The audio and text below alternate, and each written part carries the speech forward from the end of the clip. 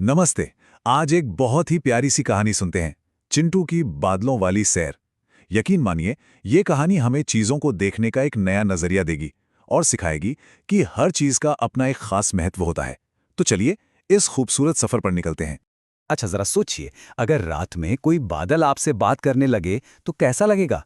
क्या कहेंगे उससे? है ना मजेदार सवाल। बस यही सवाल हमें इस कहानी की जादुई दुनिया में खींच ले जाता है। तो कहानी का हीरो है चिंटू। चिंटू बिल्कुल हम सब के बचपन जैसा, जिसे रात में तारे गिनना और बादलों को देखना बड़ा अच्छा लगता था। कितना सीधा साधा पर कितना प्यारा शौक है ना? और फिर एक शाम कुछ ऐसा होता है जिसके बारे में चिंटू ने कभी सोचा भी नहीं होगा। एक नरम रुई जैसा सफेद बादल नीचे उतरता है और उससे बात करता है। बस यहीं से शुरू होता है एक बिल्कुल अनोखा सफर।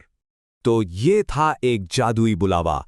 ऐसा मौका भला कौन छोड़ सकता है? चिंटू तो खुशी से फूला नहीं समा रहा था। चिंटू ने तो एक पल भी नहीं सोचा। वो फौरन उछलकर उस बादल पे बैठ गया और बैठते ही उसे लगा जैसे वो ढेर सारी रुई पर बैठा हो। कितना मुलायम, कितना मजेदार रहा होगा वो एहसास।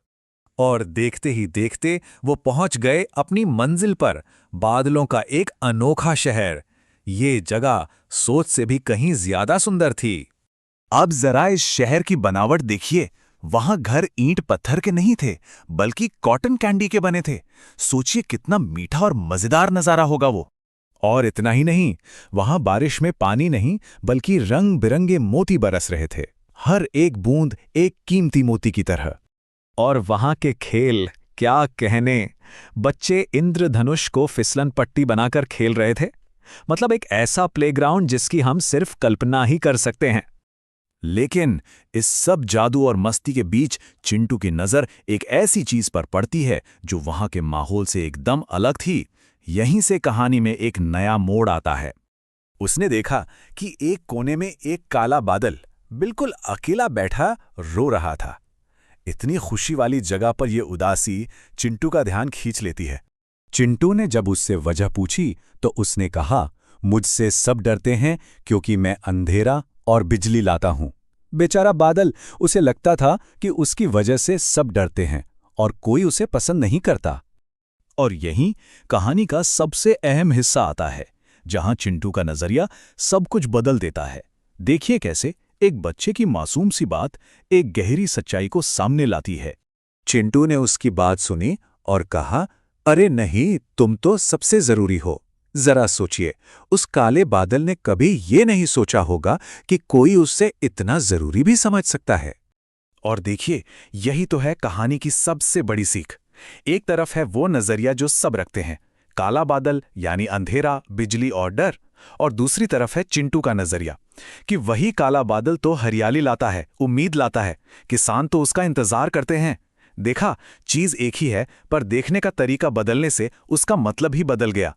चिंटू की ये बात सुनकर उस काले बादल का सारा दुख धुल गया। उसे यकीन ही नहीं हुआ कि कोई उसका असली महत्व भी समझता है। और वो इतना खुश हुआ कि खुशी से झूम झूम कर बरसने लगा।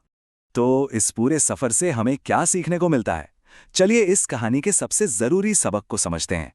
सीख बहुत सीधी सी है, पर बहुत गहरी है।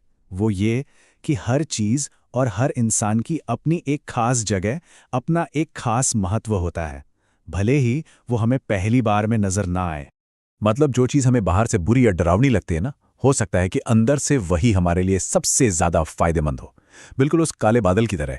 तो ये कहानी जाते जाते एक सवाल छोड़ जाती है कि हमारे आसपास ऐसी कौन सी चीज़ें या लोग हैं जिन्हें शायद हम ठीक से समझ नहीं पाए, जिन्हें हम सिर्फ इसलिए नज़रअंदाज कर रहे हैं क्योंकि हम उनका असली महत्व नहीं देख पाए। सोचने वाली बात है ना।